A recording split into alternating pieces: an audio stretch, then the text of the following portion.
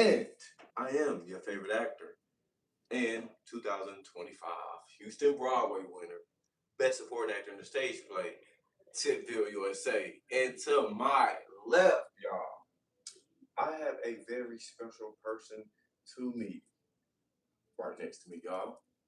She's a not only is she's a poet, not only does she own her own company, she is the CEO of IG what? Productions. IAT Productions. Stop playing with them, right? She's also a stroke survivor, y'all, and model and actress. No, without further ado, Goddess Fee. Hey, y'all. How y'all feeling? What's up, Tip? What's up, Goddess Fee? This podcast has actually been a long time coming. Because we actually were supposed to have been doing it before all the other stuff happened. And now we got it now. I want to say thank you for coming on. This was this is a little last minute. Kinda, you know, kind of sort of a little last minute. But we are here today. We're here at the event. What is it called? The prolific event for the Juneteenth celebration. That's what we're here. So this is basically behind the scenes. So she said, pull up, and I said, I. So now we're here. So before we get into this podcast, right? It's a segment I love to call 7 minutes to get your shit off, or 7 minutes to give your flowers. So basically, you got 7 minutes to get whatever you want off your chest and release it before we get into this interview. And you have also in that 7 minutes, you can promote yourself even more. You can put your social media handles out there and give out some shout outs, some people you love out there. You feel? Okay. So is that cool with you? I love it. All right, so we about to get this started. 7 minutes starts. My imaginary watch. No. Hey everyone, this is your girl, Poet Goddess Fee, aka Felicia Chantel. I am here at Prolific Studios. I just wanted to let you guys know y'all can always follow me on all social media platforms at IAG_productions on Instagram, as well as on Facebook, or Felicia Chantel on Facebook. This summer, get ready for the 12th annual I'm a Survivor seminar. Yes. This year, we're celebrating the journey, the transformation into being bad, born again and delivered. So if you know what you know, come on and see me. I'm giving my official testimony in my art form. And the keynote speaker this year will be my pastor, Pastor John H. Goodman, hosted by the one and only DJ RAE and Abstract. So check me out. Get your tickets. It's online right now. See you there. Y'all heard it. Y'all better see it out. Y'all better be there. At the door, how much some tickets is for? Them tickets is literally $30. $30? Just $30. So how much they going to go see Chris Brown and Usher for? Probably like $1,000. $1,000? I think y'all can afford $30. Support somebody in y'all local people. Yes. Support them because, man, we love support. So, Goddess Fee, you didn't use all the 7 minutes, but that's cool. Nobody ever does. Nobody ever does. So, we're going to get this interview started. Goddess Fee, I wanted to know, basically, I want to go to the beginning, right? So, how old were you when you knew you wanted to be a poet? Because I don't know. I'm asking because which one did you actually want to be first? I feel like poet. Am I wrong? I wanted to be a writer. Okay, you want to be a writer. I just wanted to be a writer. When I was about 13, I wanted to be a journalist. Literally, I put like this. You know how like on those little papers that ask you like, what do you want to be when you grow up? Yeah. I put down there journalist, and then underneath I said writer. So literally, that's what I wanted to be when I grow up. And then when I got in high school, it wasn't until I was put into anger management. What? Hold on. Feed now. I've been around it. So anger management. Yeah. Explain. Explain. this is new information, y'all. Anger management? Yeah. So, when I was in high school, I went through a lot of stuff growing up. I was a very dark child, very dark, not just in melanin, but like emotionally, I was very much emo. Um, and I did not know that anger management not only just meant anger, but depression as well. Um, I had got into a situation at school where I was put into anger management, and the whole time I'm like, I'm not angry. Like, I'm completely opposite of angry. And it took my social worker to telling me, you might not be angry with everyone else. You're angry within. You're depressed. But utilize your writing. She's like, I want you to write every day. And because writing was easy for me, I would write every day. And then she told me, she's like, believe it or not, there's a poet in you. And I didn't know what that meant.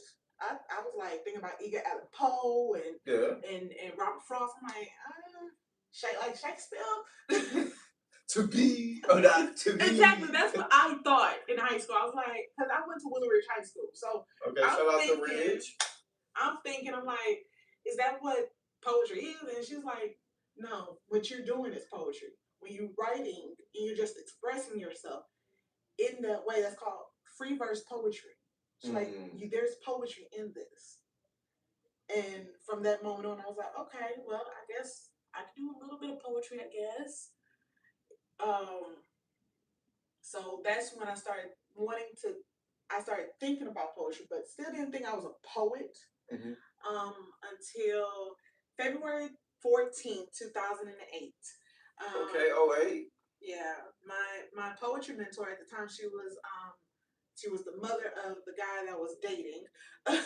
She took me to a poetry cafe called G's and Z's Poetry Cafe with Black Snow, all them. And I got the chance to see her on stage live. And when I tell you, it was poets everywhere. It was poets outside, sitting in the chairs, on the stairs, literally on the roof. It was poets everywhere. And I got the chance to see all these fly poets. And they literally, I was like, I told her that night, I said, I want to do this. And she's like, for real? I'm like, yes. And how old were you when you said that? I was 18. 18. So you senior year? Yes. Senior year. Okay. And she's like, well, I'm gonna take you underneath my wing. And Jolly the poet took me underneath her wing. And ever since then, look at me now, 20 years late, almost 20 years later. Next year will be 20 years in poetry. And I started out doing poetic acting with her. She got me into entertainment, running my own business. She's also the sales manager for Radio One. So, she literally got me started on every level in entertainment. Got you. So, your first piece, you remember your first piece?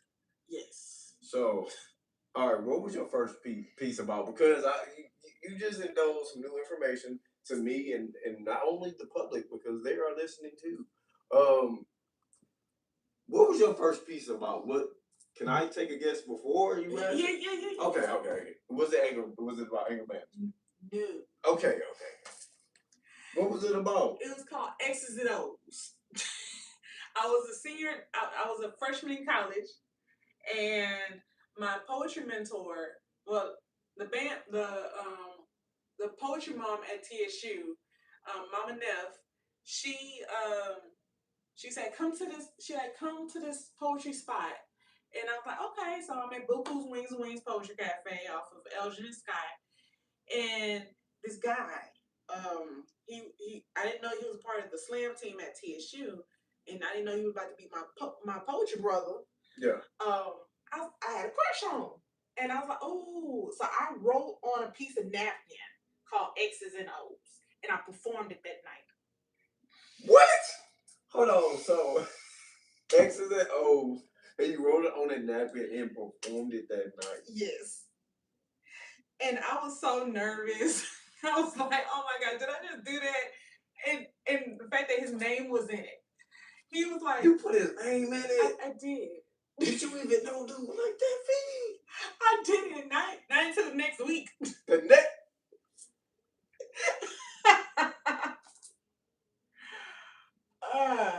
Memories. So did said poem sway you and dude to end up talking? No, not at all. Like I said, he became my poetry brother. Truth and greatness. Truth and greatness. So the guy was greatness. His actual name is Corey. We still cool to this very day. He's completely married. He live in a totally different. He lives somewhere. He married, have kids. He living his best life. Yeah. Okay. You know? It is what it is. You know? Okay. You know, I'm just saying. Sophie, from the poetry, right? Mm-hmm. What got you into cause you said poetry acting. So what really got you into the acting too? Like did the poetry just be with the expression with the acting that got kind of just maneuvered you into that lane? So 2012, my poetry mentor, Ajali, she calls me and at this time I still wasn't like a well-known poet. Mm-hmm. I was literally I only did poetry my freshman year in college. So literally she was like, Fee, you always said you wanted to do acting, right? I'm like, yeah. She's like, you still do poetry? I'm like, I guess. It depends on how you look at it. She's like, well, I need you and 3 other female poets. I said, to do what? She's like, we're going to do a poetic skit in Dallas. I was like, a poetic skit? Okay. Okay. Well, okay, let me see what I can do. So I called up Mama Neff. Yeah. Queen, the Sweetest Black, and the only one who was available to do it was Mama Neff. So Mama Neff called my poetry sister Rashonda Johnson, aka To Die For. And then To Die For and then she also called Jessica. I forgot her last name, but she's like the Tina Marie of poetry in Houston. Okay. Well, she couldn't do it, so she called Rain the poet. Rain, I believe I heard that name. I was not trying to rhyme at all, y'all. It just so happened to flow. Yeah, it just happened to flow like that. It ain't because she's a poet, so Yeah. But so yeah, I think I heard of Rain. And we literally, the 5 of us, we went to Dallas and we did Lyricists on Ice. We wrote our own poetic skits. It was 5 different skits put together as one, and we wrote our own poetry to go along with different scenes. And from there, we went from Dallas to Houston, and back, for about good 4 years doing this. Our last one we did was 2019. Yeah, we did 48. I remember because it was the year right before I did my first play with Harold. Okay. 48, I played this girl, this bartender named Destiny. Okay. Do you remember the lines? Oh. Come on down. I remember the poem that my first acting poem in that play called What You Drinking? What You Drinking? It's 8 p.m. on a Friday afternoon, and this is the night, and this is to those who call. Dicey. Oh, I can't think of it. Oh, I can't think of it. Oh my God. I don't remember. But it's on YouTube. That's all right. I got the snippets all on YouTube. You got the snippets on YouTube? Yes. Oh my gosh. I can't believe I can't remember that. It's all right, because sometimes, man, if that song, if people don't know, back in the day, I used to rap and stuff, if that song don't come on and jog the memory sometimes, I'd be like, Oh, I was like, I ain't performed this in a long time. Cause sometimes you gotta dust yourself off. You gotta dust yourself off. But I will say this: I do remember the poem from the very first skit that I did with poetry, and it was hair flavor because I still perform it to this very day. Okay. Crescent combs, flat irons, rat tails, and curls. Kinky twists, dreads, sew-ins, and twists. What's your fix? Your funk? Your flavor? Parts of our African American culture is to savor the flavor of our hair. We take that kinky twist from the Afro Thunder remix. Our heritage is rich. We have been touched with that flavor, that swag. Whether you grow it from your scalp or you get it in a bag. Straight but curly, thick yet natural. Yes, our hair has flavors, textures, and patterns. You asked me, may I help you? Our response is, yes, I can. So sit back, relax, kick up your feet as I mold your flavors with my hands. Your hair flavor is more than a lifestyle. It's a culture. From the high profiles to the old school tools used by Madam C.J. Walker, pressing combs, hair grease, and relaxers. Yeah. So sit back and savor this experience. It's more than a hairstyle. It's more than a design. Your hair flavor is a lifeline to your culture, honey. It's who you are. And just like you, it changes with time. So, ma'am, I ask you, which hair flavor do you desire? Okay, yeah, with the laughter to that. Yeah, that boy. Yeah, okay. Because I ain't never seen you before. I was going, first off, if you didn't know, well, now you know. I was going to ask you to perform anyway, because if you are an artist and you're on my platform, you kind of have to perform to show, the artistry in your creative side. So I appreciate that. Don't worry, you're going to have to do another one. But yes. So I heard you speak of Harold and Toronto. Shout out 1989 Dreams. They just did Black Horse Pride in Houston. Yes. 3 sold out shows. So shout out to 1989 Dreams. Shout out to Taylor Gatwood. Make sure y'all go out there and vote for my boy. 1989 Dreams. I seen that on the wall when I was in the Urban House studio. Make sure y'all go book also, because there are rooms available. Shout out Urban House. Yes. Because I shoot my podcast there too. So just saying, and I do my vision party too there as well. Hey Harold. So Harold, and I seen you on the walk. I was like, damn. I was like, hold on. I didn't know if he worked for Harold before like that. Mm-hmm. What was that play called, and what was that experience? Tell me about that. The first one? Yeah, the first one. We'll get to the other one. A letter to my husband's girlfriend. Yes. A letter to my husband's girlfriend. That was the very first play I did with 1989 Dreams. I think the leads in that one was Jeff Shelley, Rambo Too Funny, MC Lotto. Man, it was a all-star cast. Literally, all-star cast. We talking about people that is famous now. Like, come on now. They blow up waiting. Yes. They blow up waiting. Because I met Jeff Shelley at the D'Angelo. D'Angelo won there. Like Jennings, because D'Angelo canceled last minute, and like basically it was the Life Jennings show after that. And I think Blue was there, and all right. And it was and so I actually got to interview Jeff Shelley and a couple more other people that was at that event. So you did that again. Tell me, like dive on in that. Yes, and honestly, I played the exact same character that I played in the previous play that I did with 48. I played another bartender. Okay. The nosy bartender in everybody's business. Hold on, do you be in everybody's business now too? No, I don't want to know everyone's business, but they always put me in their business. I'll be like, I don't want to know this stuff. Leave me out of it. So I really don't want to be knowing everybody's business. I just be knowing everybody's business for some apparent reason. They feel comfortable with talking to me. So I guess I am that bartender type of person. Yeah.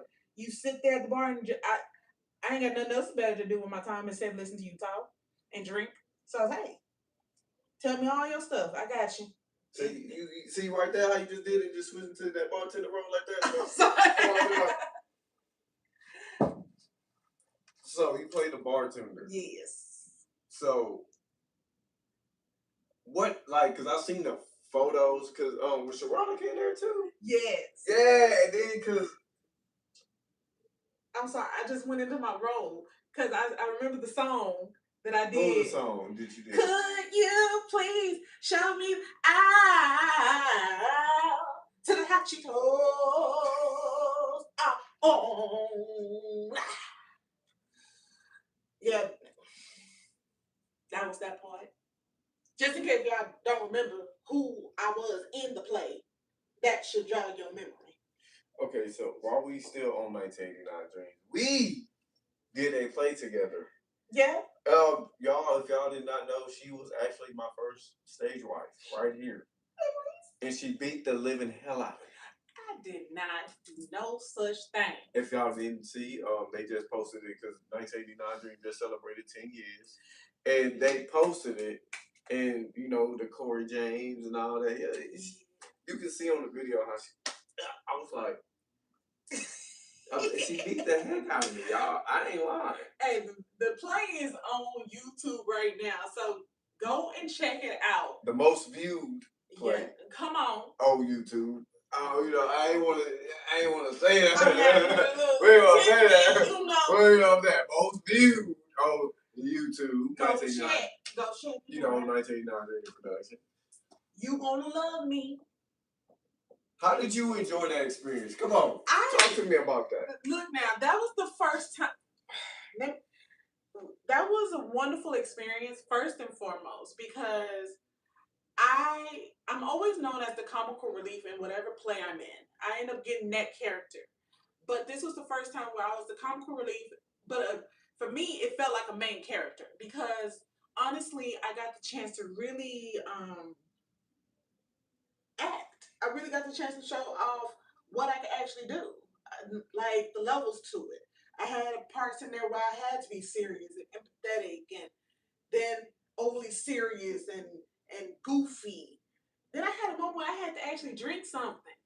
Oh my God. And that was on the YouTube version too. Yes. I ain't gonna lie. When I look at it, because I still watch it, you took that shot like a champ because people don't know. Like, so that was the last show, right? Yes. It was the last show. So we was like, man, we gonna put something real in there. You ain't supposed to do that. And Harold, please don't get on us for that because it was not my idea. That wasn't mine either. So it was supposed to be tea. That's what really was supposed to be in that drink was tea. And so when she took it, she had to take it without breaking character. Oh my God. And then literally had to come right back in and dance. Them lights was flashing. I'm like, oh Jesus. I ain't gonna lie. I did feel y'all maybe they're correct if I'm wrong.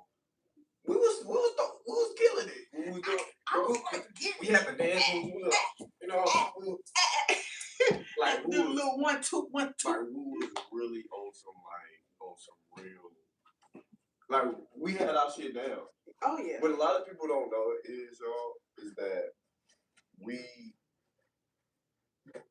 showed up to rehearsal. We did most of our work when we wasn't in rehearsal. That part. Like we called on the phone, like straight FaceTime and all that, and we was like, man, we got to get this stuff right, man. We right there, like neck and neck, nose to nose with each other, building what we did on stage. And man, I ain't gonna lie, it's one of the funnest plays I've done. I would say that's probably one of my top 5 plays I've done. I got spoiled on that show, and I will say this: like working with you actually was a great experience because you taught me a lot.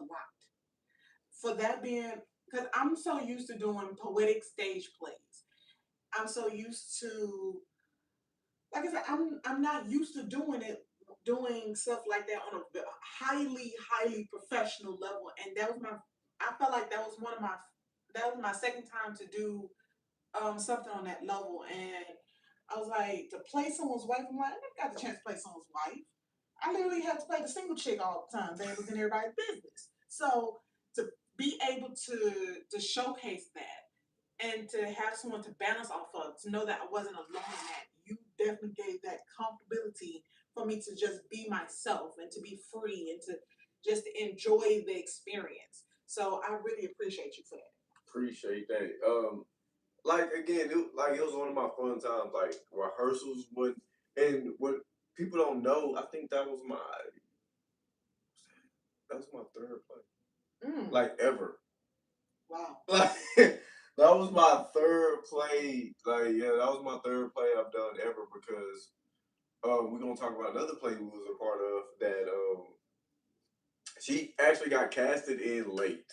I did. She got casted in late, and that one's also on YouTube Yes, as well. It's when we did the 19 it was the 90s sitcom. We did the 90s sitcom, and she played Kim Parker. Yes. And you played Danelle Tech. And Ashley Banks. Ashley, oh my, and Ashley Banks. And then my favorite was Kim. That was mine too, because that was my first leading role. I was like, oh my god! And the fact that two people vouched for me. I will say that two people vouched for me to get that part, and that was this person right here and Harold. So shout out once again to 1989 Dreams for giving me so many different opportunities just to showcase that. That was so fun because I used to watch that show all the time, and to get the chance to play that character, I always felt like that. But the fact I was able to give her a country accent felt great. Felt great. And my thing is too, when I seen Kim, I was like, I think God will be perfect for that. I say she will be perfect for that. And that's why, and then we worked with each other on You're Gonna Love Me. And then again, we're the comic relief in that. Yeah. Like us, and then, Demetrius, and then Jada. Shout out Jada. Shout out E Brandy. Make sure y'all go support her. Why Keisha with her yoga. Oh, yeah. Make sure you go support all these people that's doing things other than acting.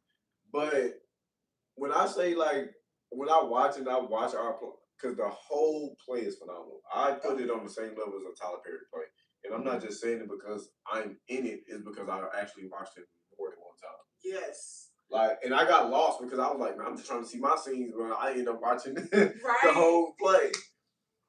But with that being said, like, with your experience in that, and now in the being as Kim, what would you rank your plays you've done so far? My number going from 10 to 1 or no. I'm gonna do top five. Top five. Yeah, oh, we do. Okay. Yeah, top five. We ain't going all the way down. At 5, I would have to say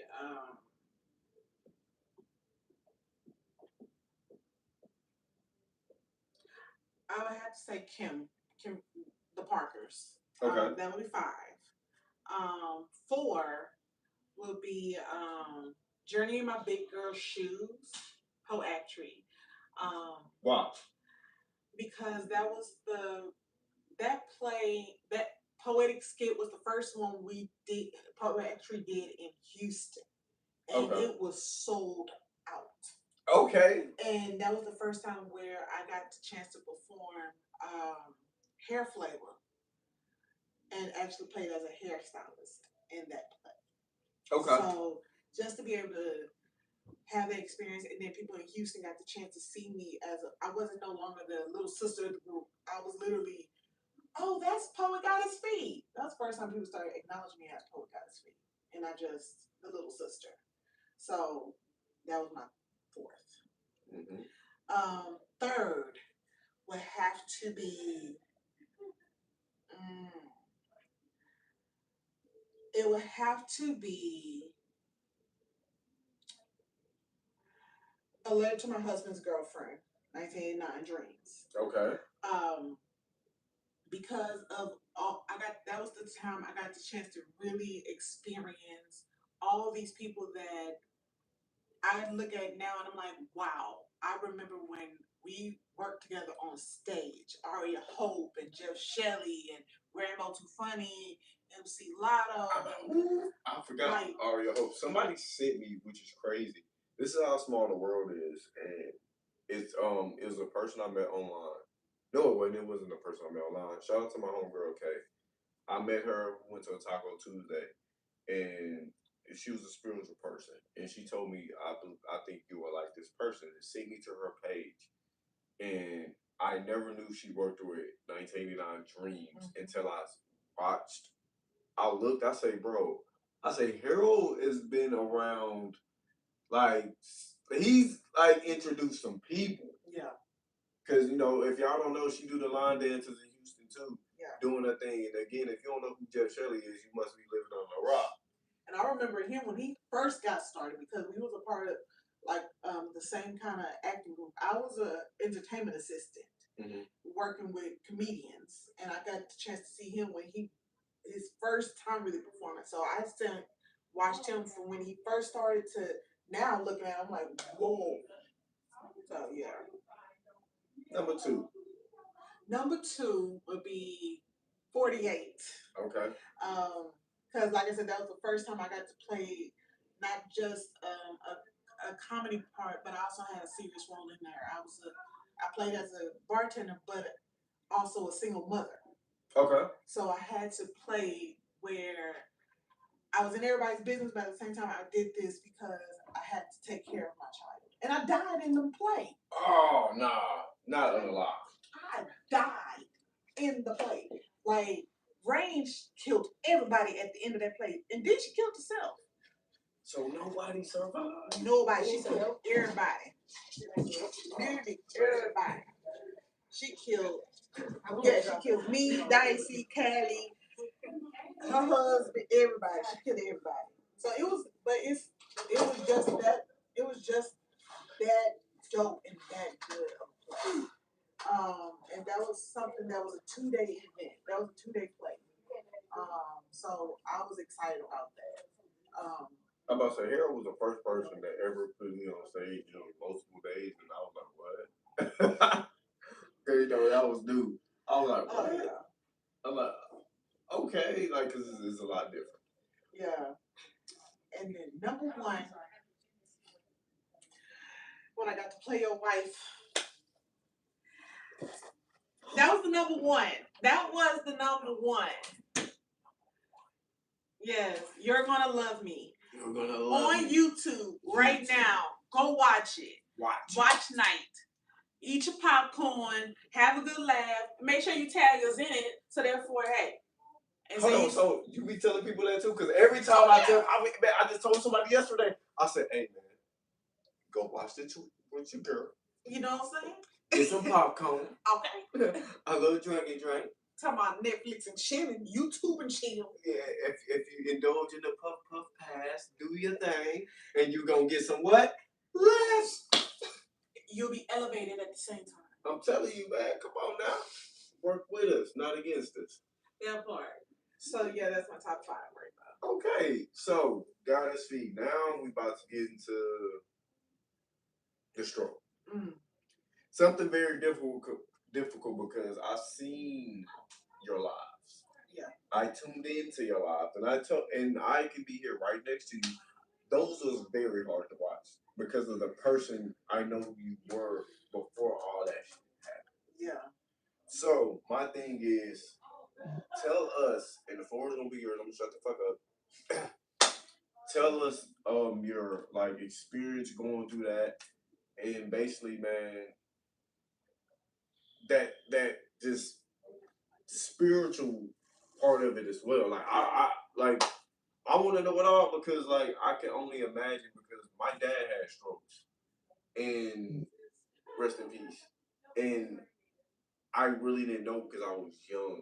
I knew a little bit, you know. I know he lost his eye because of it, but I didn't know that to an extent. And now being with a person, literally, we was doing a play, and then next thing you know, it's like, this happened. So yeah, floor is yours. That was a crazy experience. So October 12th, 2024. I was experiencing stroke-like symptoms, but I didn't know that's what it was. That whole day, I was like, that Saturday, I was like, I went to the store. I had no business going to Little Caesars and ordering a whole entire large pizza and breadsticks and all that other stuff. Yeah, I had no business doing that. The fact you broke into my Little Caesars, the breadsticks. I had no business doing that. I really had no business, but I did. I'll never do that again. And I guess because of how much how much sugar and all that stuff was in it, as well as me not taking care of my health for months, for years, it all started adding up. And it just so happened that it added up on that day. I started having kind of a heavy limp in my left leg, like drop, where it was like I was like, what's going on? Like I was limping, and I was like, this is not normal.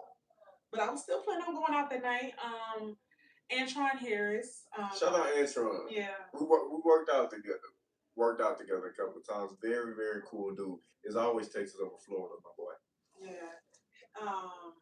He invited me to his birthday party that night, and I was ready to go. I had my outfit on. I was like, okay, I'm gonna walk my dog. I'm not feeling well, but I'm gonna go support, have fun. I'll feel better, I'm sure. But when I walked my dog, that that walk got a little harder, and I was like, I don't feel right, and my hands started trembling, like it felt like a numbness. I was like, some don't feel right. So I had texted him. I said, hey, I don't think I'm gonna be able to make it. Like, some just don't feel right. And he was like, okay, well, take care of yourself. You know, do what you gotta do. And instead of me caught by that midnight, I was like, like this arm started feeling heavy.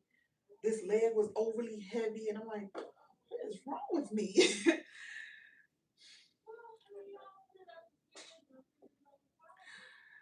That night was the hardest night of my life because I called my mama and I said, Mama, can you take me to the emergency room in the morning? Like I said, I didn't know what stroke-like symptoms were really. I've heard about it. I know what a stroke is, but like I know what a stroke is. I know what it is. I've heard of it. I know the definition of it. You know, I've seen people have it. I never experienced it. So just to have it happen to me, I was not aware of it. I didn't even know what to look for. I didn't even know the first things to do. So I'm thinking I could sleep it off. I go in the morning. I was like, okay, I'm gonna go to the emergency room in the morning. That morning, literally, I walked to the restroom and like literally, I was like, this felt like the longest walk ever. And I started feeling tingleness in the left side of my face, like on my in my cheek. Yeah.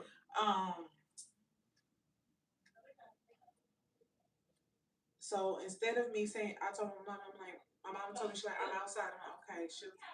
I told her, I was like, you know, instead of getting to the emergency room, I think it'd be easier to go to an urgent care. It's closer. Not knowing that an urgent care does not do the same things the emergency room does. An urgent care is literally for fast, quick emergencies only, not for if you experience stroke-like symptoms. They are not going to stop that stroke from happening.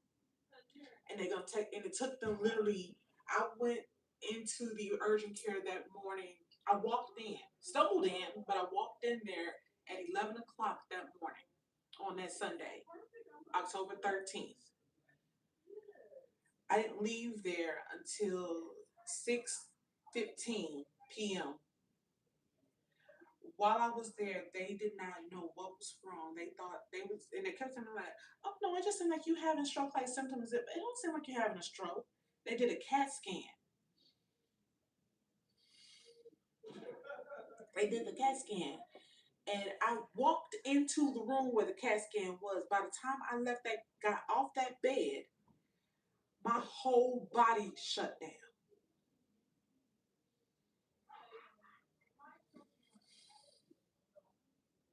I was not able to walk no more than 10 steps. everything was blurry, and I have glasses on now. Everything was blurry. I couldn't hold down nothing, and all I kept on doing, my mom was right there, and she said she was calm, and I kept telling her, I said, "Mama, I'm gonna be all right. I'm gonna be all right. I'm gonna be all right." And I cried while I'm telling her this, and I can just imagine how she was feeling, because to see your child going through this, and you always imagined your child holding your hand, you having to hold your child's hand. So I can just imagine what she was going through, experiencing me going through all these things, not able to hold anything down, not able to walk, not able to really talk clearly. Like, my words started slurring immediately. Like, and then by the time they said, we're gonna keep you overnight, we're gonna send you to an emergency room, we're gonna send you to no ICU, send you to an ICU, and I was like, am I really? And I'm thinking in my head, I'm like, am I gonna die? Like, I hope this is not my last time here. I'm laughing, but I was not laughing then. When they rolled me out on a stretcher, taking me to the ICU. It was ICU room 12 at the I can't even think of which hospital it was, Southwest something. But yeah. The one out from Richmond? Yeah. It's now HCC, H something. HCA now. Yeah. But I know which one you're talking about. Yeah. They sent me there, and I was there literally for 4 days in ICU. Now, I'm not used to. I didn't like being in a hospital. The fact that I had to be in a hospital, and my mom was not able to stay with me. No one was able to stay overnight with me. And they not knowing what was causing my blood pressure to go up. They wasn't knowing. They said they couldn't stop the stroke from happening. They said the stroke is happening. So what we can do right now is to put you on some blood thinners so it can flow through.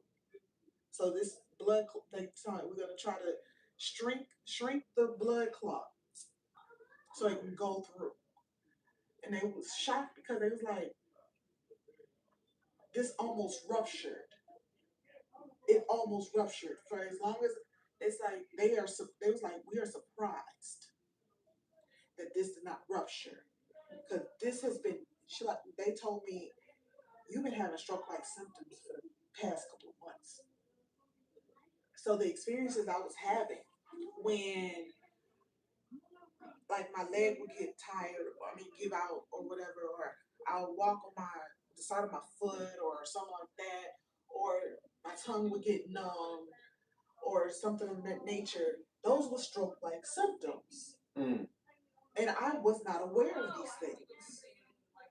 But I knew that I wasn't taking care of my health, because I wasn't taking my blood pressure medicines. I ain't took my blood pressure medicine at that time, my blood pressure medicine since the year before. And I always made an excuse saying that I didn't make enough for me to be paying for this, that, and the other. I let that be my excuse on why I could not take care of myself. I let that be the excuse on why I could not buy my medicine. I let that be the excuse why I didn't go to the doctor. I let that be my excuse. I did not make enough. God came to me when I was in that ICU for them 4 days. Because when you don't have no one there with you, it's just you and God all night. Just and honestly, I did not feel comfortable going to sleep.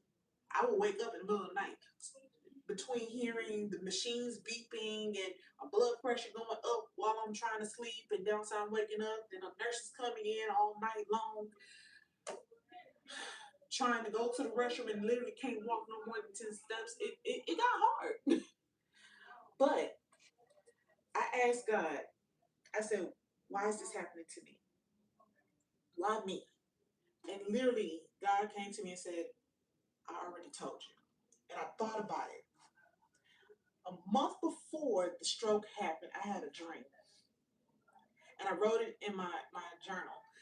I had a dream where it was a storm coming, and I'm standing on a rooftop with my mom. there's a storm coming. So I'm looking at the storm and it's gray, gray clouds. But right behind me, there's sunshine. So instead of me focused on the storm coming, I turned and I faced the sunshine, and me and my mom started praying. And the more the storm got to us, it started dying down. And by the time the storm got to us, the storm was away, and it was just nothing but sunshine. And then I reappeared on a bus with a whole bunch of chatter in the background.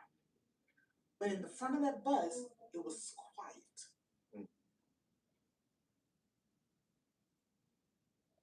And then that's when I know, I was like, okay. So that's what that dream meant.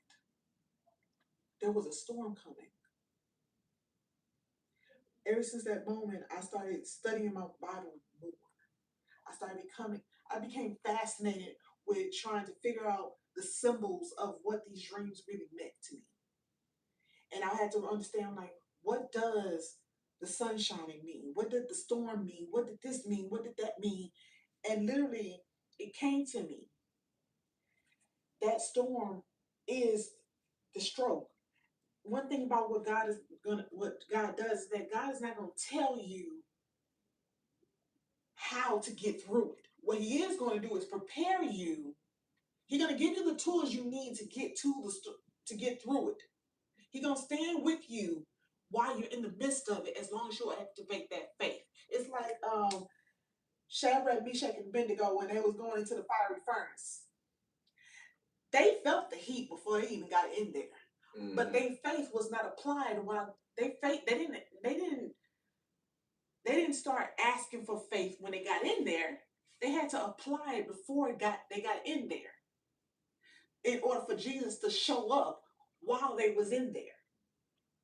And that's what I had to realize. I'm like, because of the fact my faith walk, because of those things, is that God re-informed me that He was there with me. All I had to do was get through the opposition. The storm is the opposition. And the way to get through it is your spiritual intelligence. You utilize your spiritual intelligence so that you can actually start operating. Because in your spiritual intelligence is prayer. Once you utilize your spiritual intelligence, it will allow you to utilize your spiritual strength. But the thing what you don't want to do is utilize your spiritual strength on an opposition. Because that's when you're gonna wear yourself out, and that's when you're not gonna make it.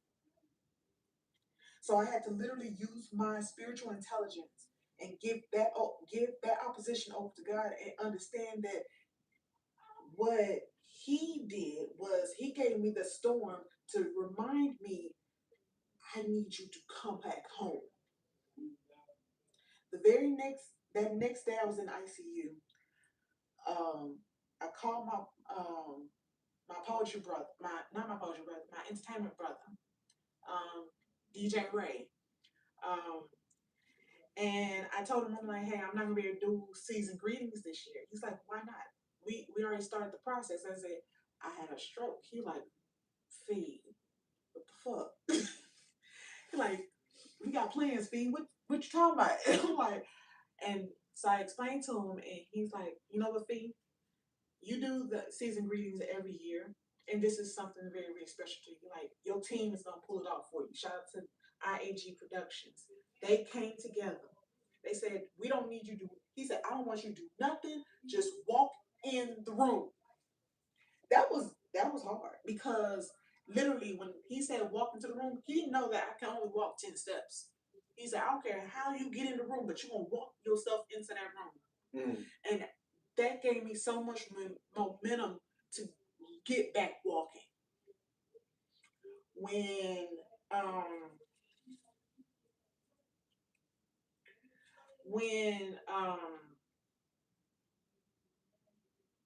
he was the first person I called. The second person, that was one of the first people I called.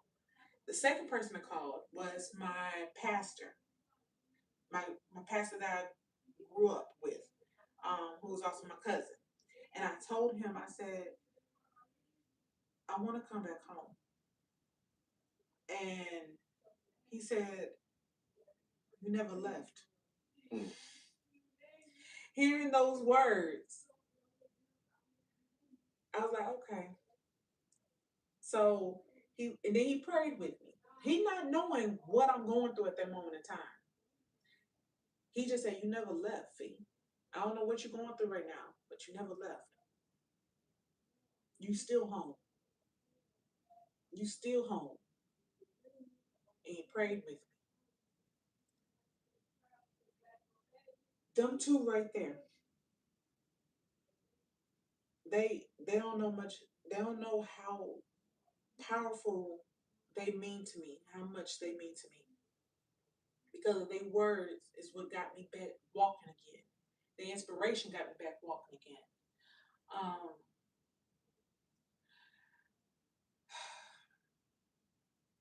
When I finally got home, well, after the 4th day, and they told me, they were like, they said you progressed so wonderfully. I was like, and I didn't feel it. I didn't feel like I progressed wonderfully. They said, you doing so great. Since we know you're going to be okay, we're going to go ahead and we're going to send you to an in-house rehab facility to kind of get my body back right. And that was hard. Just getting this leg back going. I was in a wheelchair, y'all. A wheelchair. And Harold came and saw me every Sunday with blueberries. Shout out Harold, man. Every Sunday after church, blueberries. Every Sunday, man. And we'll go for a walk around the facility. Well, he would go on a walk around the facility and push my wheelchair. He was like, I ain't used to this. I ain't used to this. He like, I feel like I'm pushing somebody's grandmother. I'm like, okay. Too soon. Too soon. I was like, I'm in a wheelchair, sir. You look about pushing someone's grandmother. But as melanated people, we don't give a fuck. Not at all. We don't be giving a fuck. Then Antron and April came to see me. I felt like a celebrity, I ain't gonna lie. Because I had all these celebrities coming in there to see me. And they were like, oh, I saw you. They tell me why the lady who was sitting at the desk, she saw Antron and April come in like, oh my gosh, I saw you on TV. And they're like, who you come to see? They said Felicia. They were like, you know Felicia? I'm like, y'all forgot. I know people. Like, I know people. Just Google me. Google me. Oh, dang. Don't drop them like that. I still say it. Google me. But I ain't gonna lie, it is a flex when you can say Google me. I ain't said it a couple times. When somebody blah blah blah, I'm like, bro, but it was an experience. It took me a minute to get back to health. I was on literally a 3-month fast.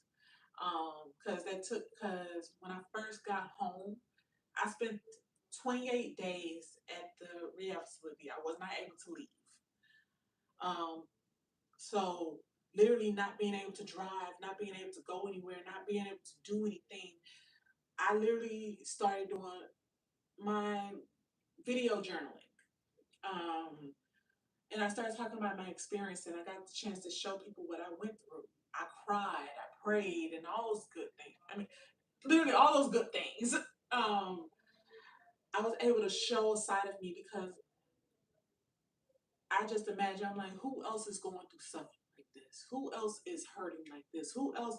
People need to see that everything is not peaches and cream. It ain't. And they need to understand the journey. I'm like, at the time I was 35. If this can happen to me, it can happen to anybody. People talking about, you're so young. I'm like, yeah. And I wasn't taking care of myself. And honestly, a lot of us don't take care of ourselves. A lot of us still eating fattening foods. A lot of us still eat stuff that we're not supposed to, drink stuff that we're not supposed to, all that stuff, not taking care of ourselves, thinking that we have time. We don't have time. We have right now. So get yourself together right now so you can live to see tomorrow. Because tomorrow is not promised to no one. And I realized that the person I was then would never have been able to survive the Felicia I am right now. That's the reason why the Uninspired Seminar is what it is right now. The journey to bad, born again, delivered. I got rebaptized last year because of that exact same experience. When the second day the very first day, full day I was out and back home, I went to church.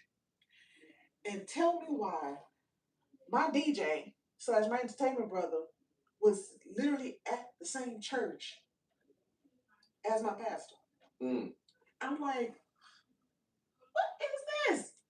And they both stand next to each other. I'm like, how y'all know each other? I grew up in this church. What is this? Man, if you understand how small this little thing is, you'll be surprised. You'll be heavily surprised. I'd be like, and I don't even be surprised anymore. It's like, this is super, super small. Too small. But then I find out that the high school that my DJ went to was also the school that my pastor was the police officer at. At the same time, I'm like, oh, okay, 1 + 1 does equal 2. Got you. But the fact that when I walked in there, because my DJ and my pastor was the first ones to see me outside of my mama.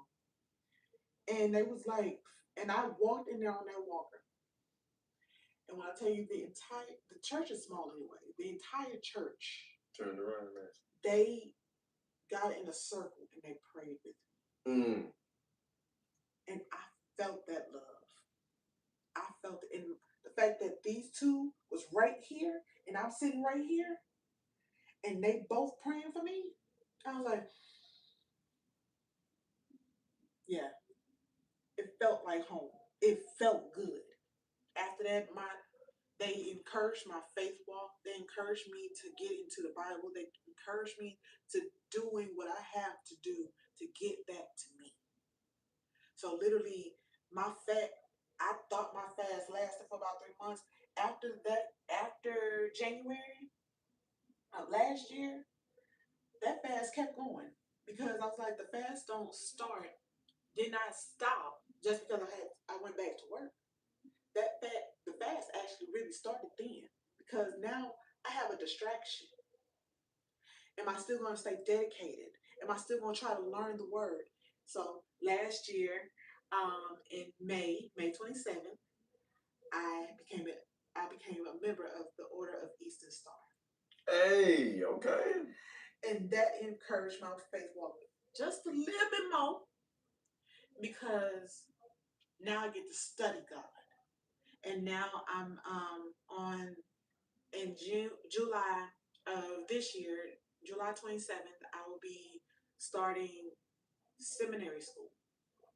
So y'all be end up saying Minister Felicia Shantae.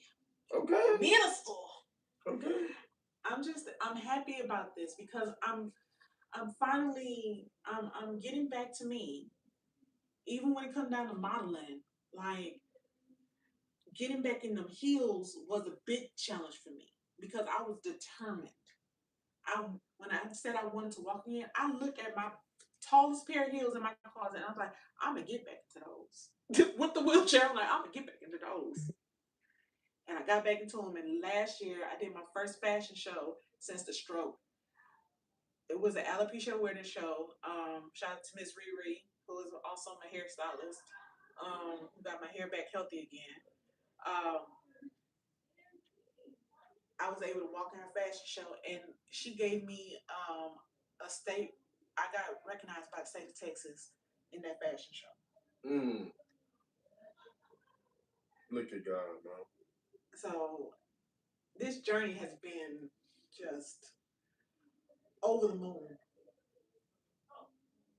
And I can't thank God enough. I can't. Man. Before we get ready to wrap this up, Felicia, I always like to end like this. We are like the positive people over here, and we're in our lane. Yeah. So, what advice would you give somebody going through this? Trust the process. and don't give up. You got it. Everything you need is right there in front of you. God is giving you the tools. He is giving you the tools. He's just waiting for you to use it. When no one answers the phone, it is okay. All that means is that he's asking you to call on him. Because I guarantee you, he's going to give you the answers that you need. When your friends don't answer the phone, your mama don't answer the phone, your daddy, your man, your woman, when they don't answer the phone, it is okay. That just means God needs you to call him. And he will give you the answers you need. So trust the process. You got this. So with that being said, y'all, I'm sorry. She thought she was about to get out of here like that. That would have been a great way to end it, but I'm not gonna end it that way. We're gonna end it with a poem. So, yeah, the floor is yours. I was given this platform for a reason. Yeah. So I'm using it for the glory of his name and not for my personal adornment.